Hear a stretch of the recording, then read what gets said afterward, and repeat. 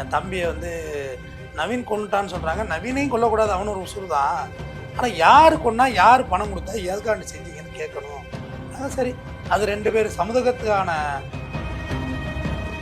இப்படியா போகணும். ஃபாலோ பண்ணி போனீங்கன்னா இது எங்கேயோ போயிடும். இந்த சாதின்ற இந்த கொடிய ஒரு நோய் தான் அது சமுதாயத்தில் எல்லார் பக்கமும் எழும். எவ்வளவு மனித பலி கொடுக்கறது? ஒரு சாதிக்காக இத்தனை சாதி, ஒரு சாதிக்கு இல்லை, அவங்கவுங்க தன் சாதி பெருமைக்காக எல்லாம் நடந்துகிட்டே தான் இருக்கு. ஒரு வீடியோ போய் சிலதை பார்த்துருவேன், விடிய கூட வருங்க, அதே மாதிரி வந்துகிட்டே இருக்கும். நீ வாடா ஒன்ன போடுறேன், நான் வரேன்டா ஒன்ன போடுறேன், எல்லாம் மீச முளைக்கவே இல்லை. வாழணும்லாம் ஆசை இல்லை, சரியா இருக்கும், கெத்தா இருக்கணும், இருக்கிற வரைக்கும் கெத்தா இருக்கணும். காதல் போதை ஒரு பக்கம், மது போதை ஒரு பக்கம், இது எங்க போய் முடிக்கிறது? இந்த கதை எங்க போய் முடிகிறது? கள்ளக்காதல் அதுல ஒரு கொலை நடந்துகிட்டு இருக்கு. போலீஸே குறை சொல்லி என்னதான் செய்ய போறோம்? சேக்குவாரா சொல்றான்ல, தோட்டா ஒரு முறை தான் வெடிக்கும், புத்தகம் படிக்கும் போதெல்லாம் வெடிக்குன்னு சொல்றான்ல. ஷார்ட்டா ஒர்க் பண்ண கத்துக்கிட்டீங்களா? அக்யூஸ் நெல்லையில இருக்கான், நெல்லையில போய் பிடிச்சிட்டு வந்தேன், நீ கோர்ட் வாசல் வச்சு எதுக்கு கொடுக்குறான்? எப்படி கோர்ட்டுக்கு வருவான்? நான் கேட்டேன், ஐயா நான் வர சொன்ன அக்யூஸ்ட பிடிச்சிட்டு போட்டாங்க, இந்த அக்யூஸ் என்னை வெட்டினா அவர் பாதுகாப்பு கொடுப்பாரா? வக்கீல் தான் பிடிச்சி கொடுத்தான்னு என்ன நினைக்க மாட்டானா? யார் கரெக்ட்? அவர் கேட்குற கேள்விக்கு பதில் இருக்கா ஐயா அப்படி சொல்லி ரீகால் பண்ணி விட்டாருன்னு வச்சுங்களேன் ஒரு வழக்கில். அது நெல்லையில் உள்ள பிரபலமான வழக்கு தான்.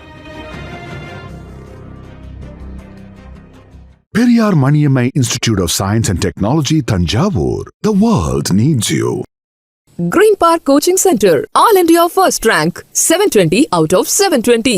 Number of students joined MBBS in 2024, 1951. Green Park Coaching Center, Meenakshi Academy of Higher Education and Research. Admissions open, apply online. King TV நேயர்களுக்கு வணக்கம். இன்று நம்முடன் இணைந்திருக்கும் சிறப்பு விருந்தினர் குற்றவியல் வழக்கறிஞர் டாக்டர் ஆர்.எஸ். தமிழ்வேந்தன் அவர்கள்.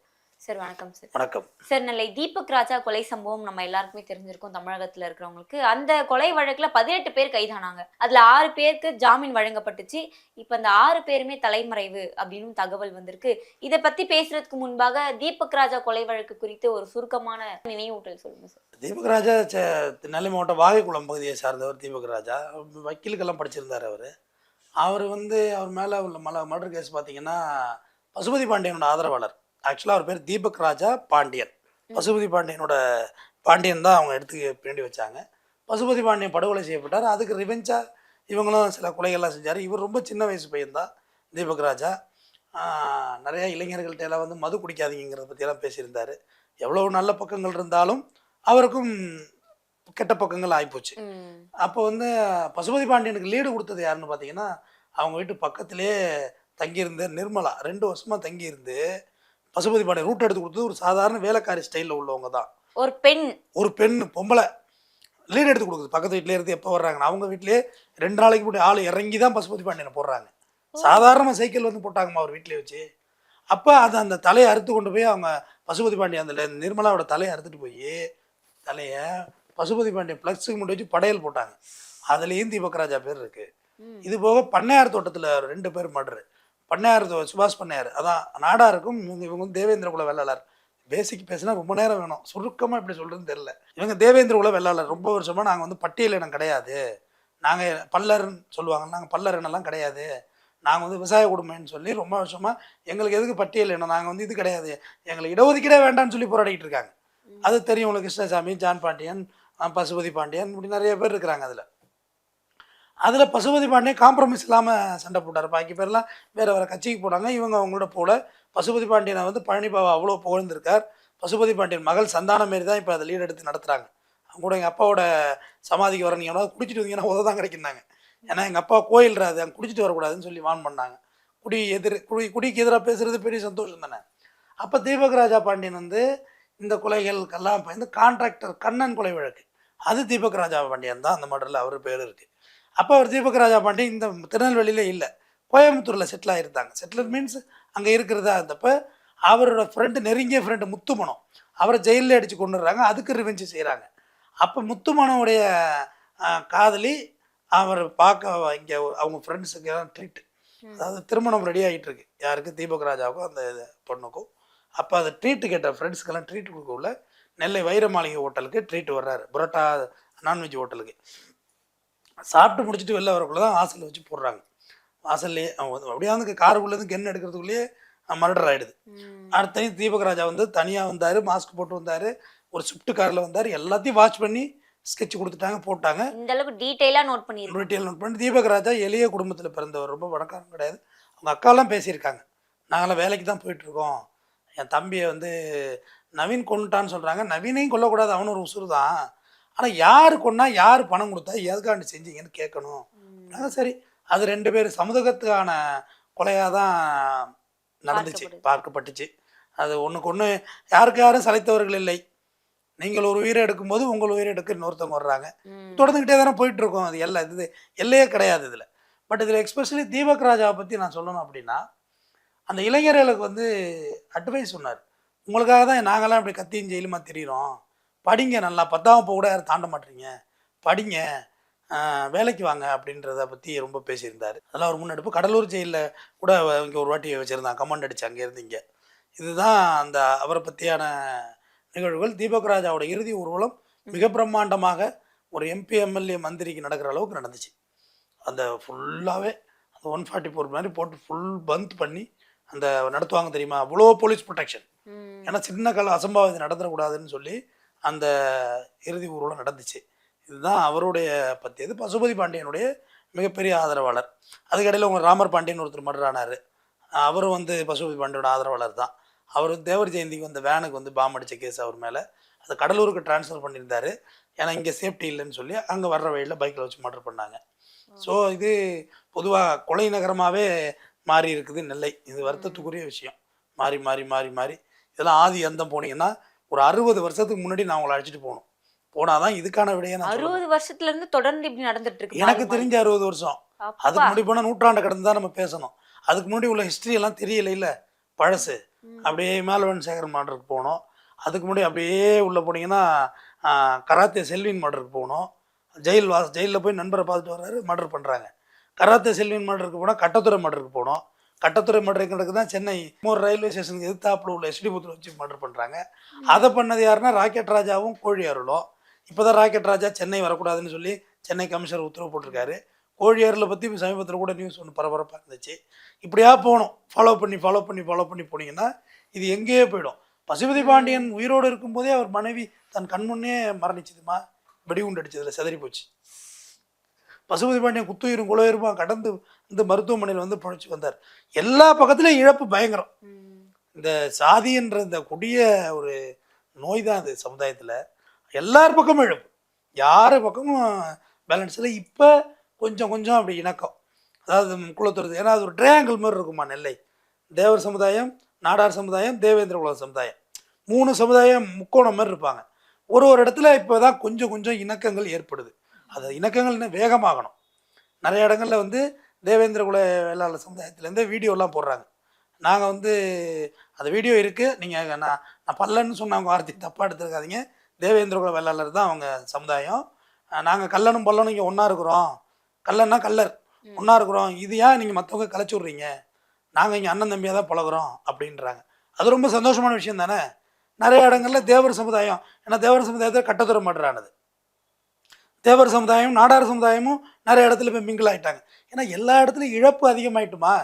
எல்லா இடத்துலையும் கிட்டத்தட்ட இந்த மாறி நடந்ததில் ஒரு 260 மர்டருக்கு மேலே நடந்திருக்கும் இழப்பு. இந்த பக்கம் மாற்றி எவ்வளோ மனித பலி கொடுக்குறது. ஒரு சாதிக்காக இத்தனை சாதி, ஒரு சாதிக்கு இல்லை, அவங்கவுங்க தன் சாதி பெருமைக்காக எல்லாம் நடந்துக்கிட்டே தான் இருக்குது. இப்போ கொஞ்சம் எல்லாமே கொஞ்சம் அமைதியாக ஆகிட்டு வருது. தேவர் சமுதாயமும் நாடார் சமுதாயமும் கொஞ்சம் இணக்கத்தை மாறுறாங்க, திருமணங்கள் கூட பண்ணிக்கிறாங்க, பொண்ணெடுக்க வைக்க எடுக்க அப்படி இருக்குது. தேவேந்திர குல சமுதாயம் ஜான் பாண்டியன் அவர் கல்யாணம் பண்ணியிருக்கிறது பிரிசில்லா பாண்டியனே நாடார் விட்டு சமுதாயத்து பெண்ணு தான். இப்படி கொஞ்சம் இப்போ மாற்றங்கள் நிகழ ஆரம்பிச்சுக்கிட்டு வருது. இந்த மாற்றங்கள் பத்தாது, இன்னும் வரணும்.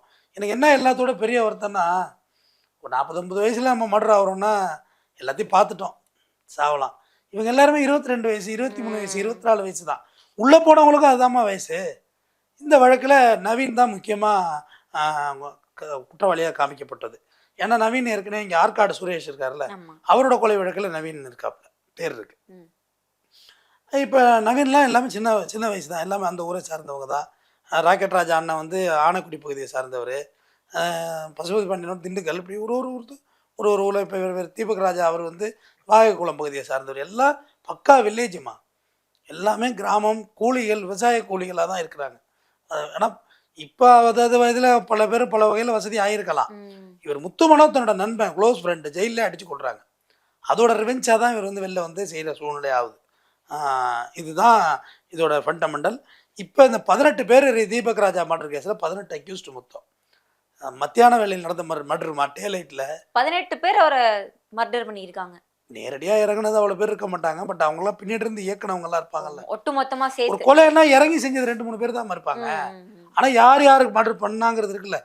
பாம்சாங் சார் மர்டரில் 30 பேர் பக்கம் போலையா இல்லைன்னா 30 பேருமா சம்பவ இடத்துக்கு வந்தாங்க. இல்லை, யார் ஜெயிலில் இருந்தவரே A1 இருக்காரு. ஸோ வழக்கு தானே, அது எல்லாத்தையும் சொல்லக்குள்ள. இப்போ இதில் பெயிலில் வந்தது யார் யார் பார்த்தீங்கன்னா, சரவணன், தம்பா, ரமேஷ், இசக்கிதுரை, நம்பிராஜன், லெஃப்ட் முருகன், இவங்க எல்லாருமே வெளில பெயிலில் வந்து அப்ஸ்காண்டு. அப்போ என்ன செய்வாங்கன்னா, கோர்ட்டில் வந்து சர்வீஸ் இந்த சம்மன் சர்வ் பண்ண முடியல, சர்வீஸ் பெண்டிங்னு சொல்லி இப்போ அவங்களுக்கு வழங்கப்பட வேண்டிய ஆவணங்கள், குற்றப்பத்திரிகை எல்லாம் வழங்க முடியலை. சர்வீஸ் பெண்டிங் ஆகிடுதுல்ல. ரெண்டாவது அக்யூஸ்டுக்கு சம்மன் அனுப்பணும், வாய்தாவுக்கு வர்றதுக்குன்னு சம்மன் அனுப்பணும். அதெல்லாம் பெண்டிங்னு சொல்லி வழக்கு அப்படியே பெண்டிங்கில் இருக்குது, தொங்கிட்டு இருக்கு அப்படியே. சார் குற்றவாளியா இருக்காங்க, சிறையில் அடைக்கப்பட்டிருக்காங்க, இவங்களுக்கு எதுக்கு முதல்ல பெயில் தரணும்? குற்றவாளி இல்லை, குற்றம் சுமத்தப்பட்டவர்கள். குற்றவாளினா கான்விக்ட். இவங்க வந்து விசாரணை கைதிகள், என்கொயரி பிரிசனர், நாட் அக்யூஸ்ட். குற்றம் சுமத்தப்பட்டவர்கள். குற்றம் சுமத்தப்பட்டவர்களுக்கு பெயில் கிடைக்குமா? பெயில் கிடைக்கும்ல.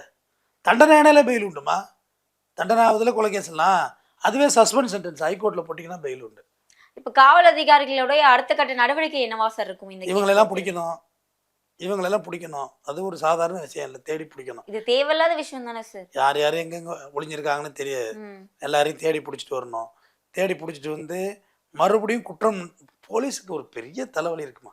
குற்றம் நடந்த பிறகு குற்றத்தை புலனாய்வு செய்தல், குற்றம் நடக்காமல் தடுத்தல். இப்போ இவங்க வர்றாங்கல்ல, அந்த சைடு மறுபடியும் இவங்கள ஏதாவது பண்ணால் மறுபடியும் ரொட்டீனாக ஆரம்பிச்சிடக்கூடாதுல்ல. நீங்கள் போய் இன்ஸ்டாகிராம் பேஜ் மட்டும் ஓப்பன் பண்ணுங்க. அது இன்ஸ்டாகிராம் எப்படிங்க, ஒரு வீடியோ பார்த்தா அப்படியே மொத்தமாக அதே. நீங்கள் ஒரு வீடியோ போய் சிலதை பார்த்துருவேன், விடியோ கூட வருங்க, அதே மாதிரி வந்துக்கிட்டே இருக்கும். நீ வாடா ஒன்றை போடுறேன், நான் வரேன்டா ஒன்றை போடுறேன். எல்லாம் மீசை முளைக்கவே இல்லை. மீசை முளைக்கணுங்கிற அவசியம் கிடையாது, பெண்களுக்கு வீரம் வரக்கூடாதுன்னு.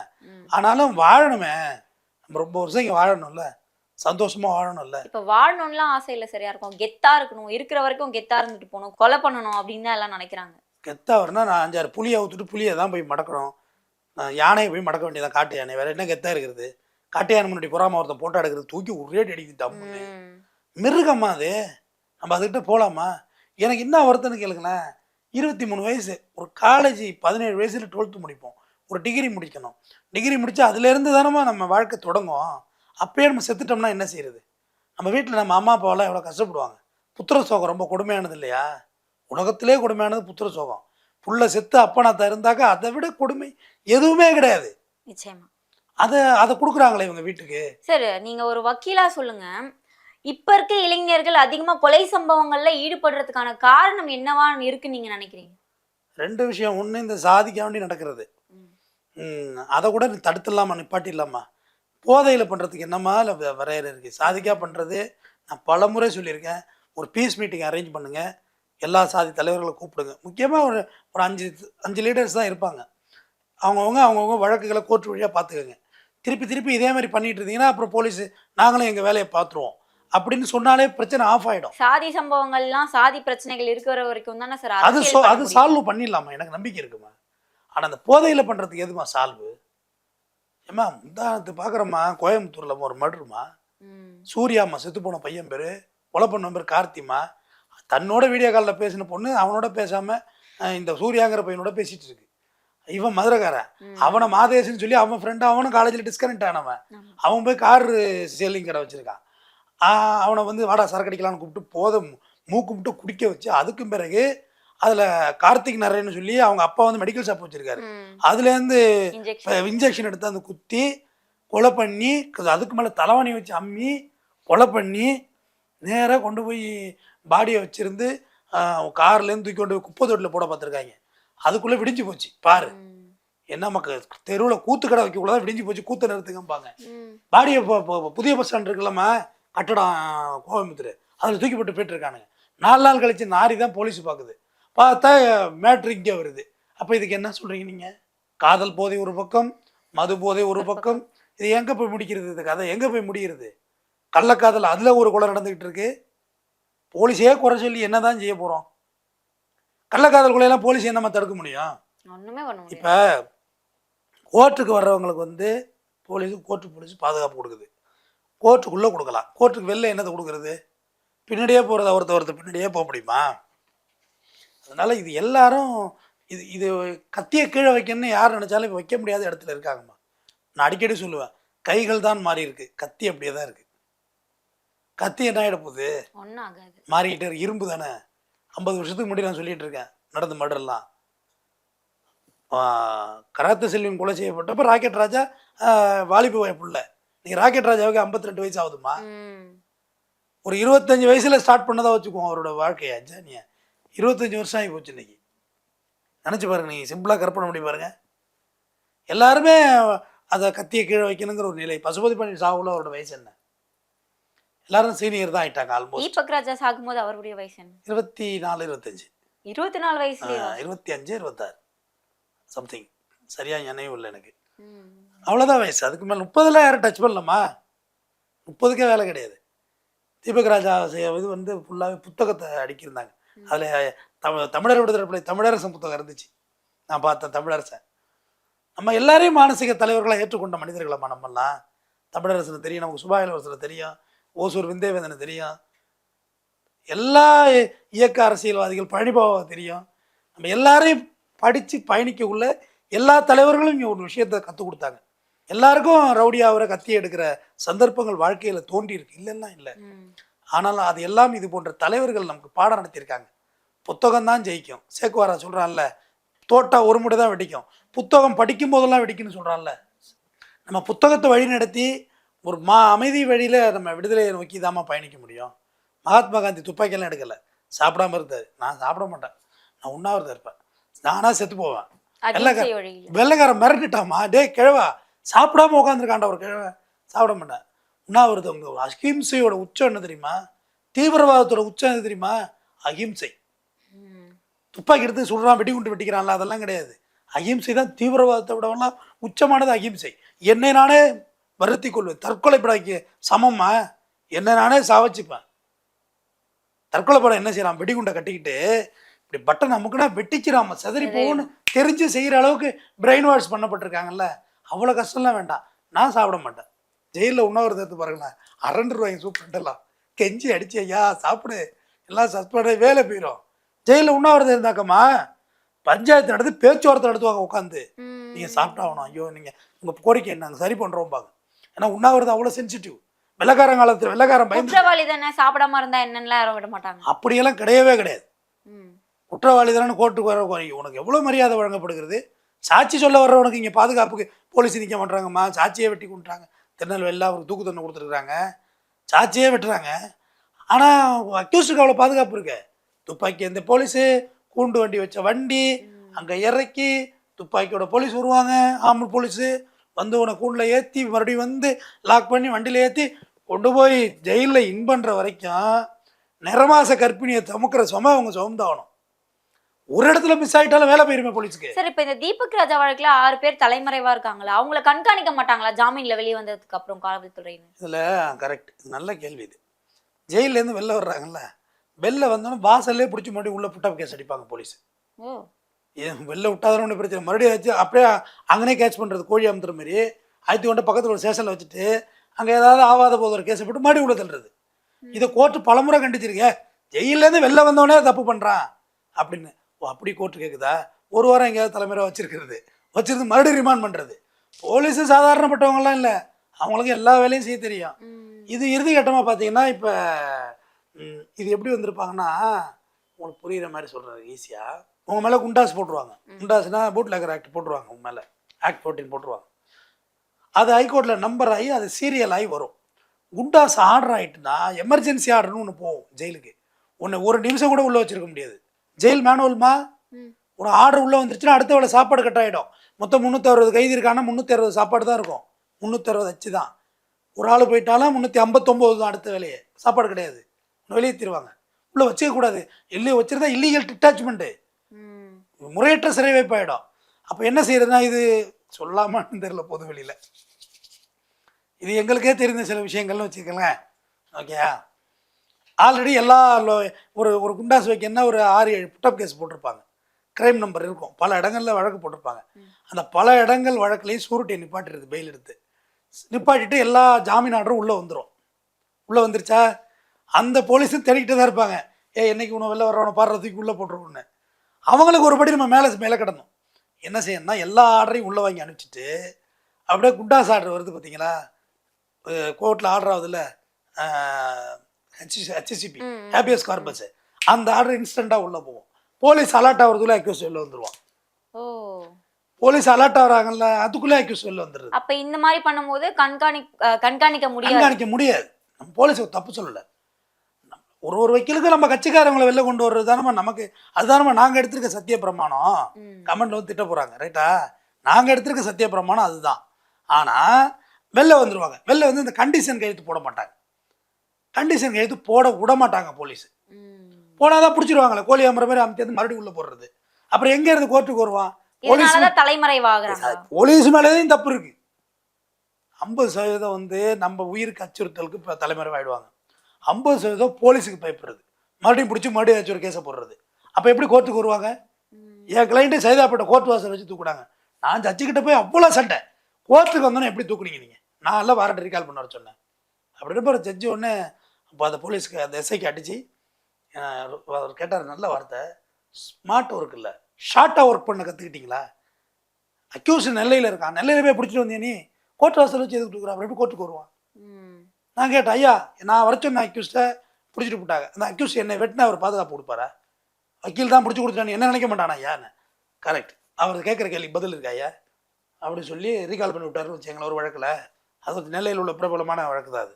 ஸோ போலீஸும் இது ஒரு காரணம், பயந்துக்கிட்டு தான் வர்றதில்லை, வாரண்ட்டை ரீகால் பண்ணே விட்றதில்லம்மா.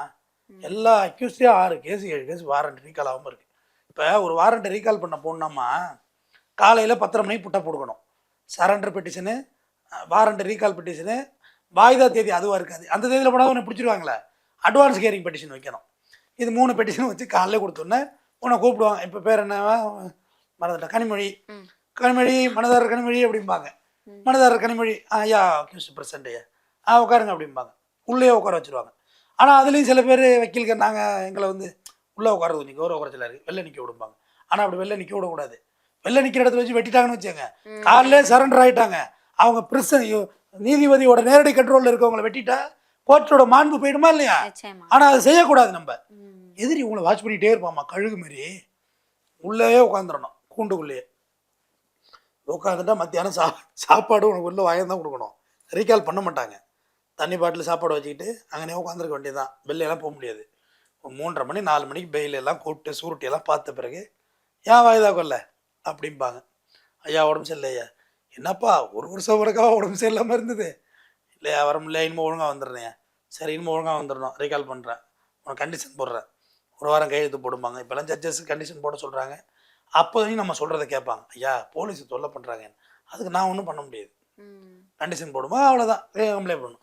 இது இந்த உட்கார வச்சுருந்தாங்கல்ல அதுக்குள்ளே கோர்ட்டு போலீஸு, ஹலோ எந்த போலீஸ் ஸ்டேஷனு, அக்யூஸ்ட் இங்கே வந்துட்டான், வந்திருக்கீங்க, உங்கள் போலீஸில் எது கேஸ் இருக்கா, இங்கே இருக்கா, வந்திருக்குன்னு எல்லா போலீஸ் சாயந்தரம் வந்துடுவாங்க.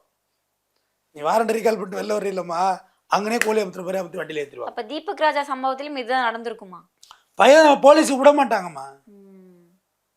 போலீஸை ப்ளேம் பண்ணல, உங்களை குற்றவாளியாக நான் சொல்லலை, பட் யதார்த்தம்னு ஒன்று இருக்குல்ல, இதுதான் நடக்குது. ஏன்னா போலீஸுக்கு விட்டா பிடிக்க முடியாது, உங்களை விட்டா வேற ஏதாவது குற்ற செயல் நீங்கள் செய்வீங்கிற பயம் பிடிச்சி உள்ளே வச்சுருவோங்கிறது. ஒரு மர்டர் நடந்து போச்சுன்னா அந்த இன்ஸ்பெக்டர் என்ன பாடுபடணும், அந்த ஏசி டிசி எல்லாரும் கெட்ட பேர் தானம்மா. கமிஷனர் எஸ்பிக்கெல்லாம் என்ன கொஞ்சுவாங்களா எல்லாம் கவர்மெண்ட்டு? என்னையா பண்ணிகிட்டு இருக்க, அங்கே என்ன நடக்குதுங்க, ஒரு அக்யூஸை கூட ஃபாலோ பண்ண முடியாதா? இப்படி தான் கேட்பாங்க. இப்போ கோர்ட்டில் ஜட்ஜி நெத்தான் கேட்பார், இன்னும் பிடிக்க முடியலையா, இன்னும் பிடிக்க முடியலன்னு. பிடிச்சாந்து வச்சோன்னே ஜட்ஜி என்ன செய்வாங்கன்னா பெயிலே கொடுக்க மாட்டாங்க. நீங்கள் கொடுத்தா ஓடி போடுறீங்க பிள்ளையோட, நீங்கள் உள்ளே இருங்க, உள்ளே இருந்து கேஸை முடிக்கம்பாங்க. அப்போ உள்ளே இருக்க வாய்தா கூட்டிகிட்டு வருவாங்க. எங்கள் ஜெயிலேருந்து கூட்டிகிட்டு வந்து விட்னஸ் வரும், கேஸ் உள்ளே நடக்கும், விடுதலைனா விடுதலை, தண்டனைனா அப்படியே தண்டனை. இதுதான் இந்த மாதிரி நிகழ்வுகளில் நிகழ்ந்துக்கிட்டு இருக்கு.